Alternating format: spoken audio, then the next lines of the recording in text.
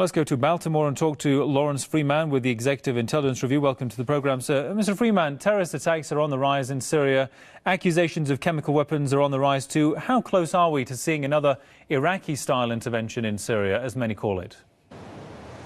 We're close. We're inching our way towards a Iraqi, or you could call it the Lebanon-style regime change policy.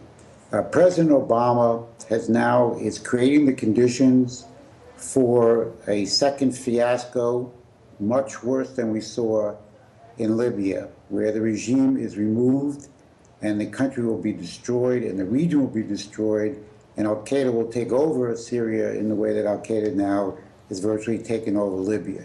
There is no evidence presented to the public to date that shows the use of chemical weapons. This is a farce.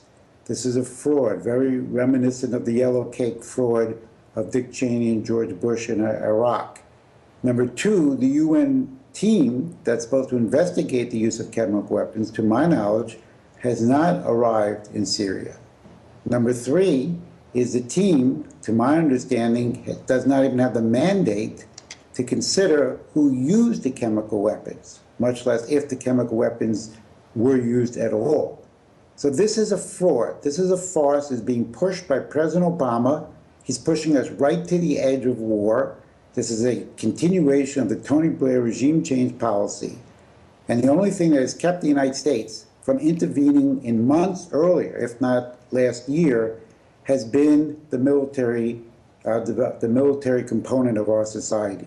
The Joint Chiefs of Staff, run by General Martin Dempsey, has kept us out of war because the military is saying we don't want to go into a war that actually brings Al-Qaeda into power.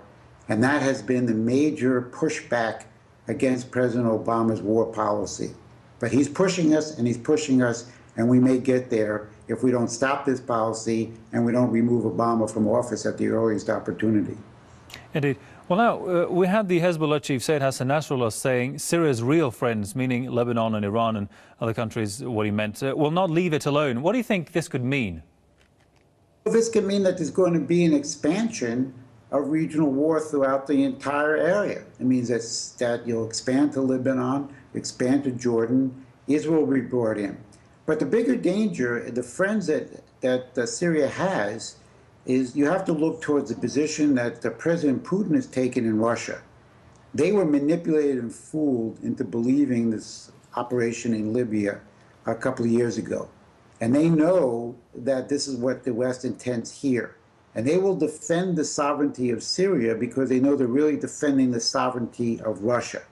And the game that's being played by the British and by President Obama is to back down the Russians primarily and the Chinese secondarily to submit to domination by the Western NATO policy. And what's driving this policy is a complete and utter destruction of the economies of Europe.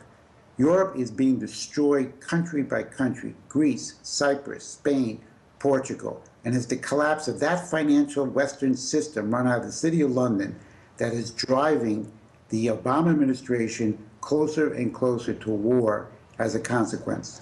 Indeed.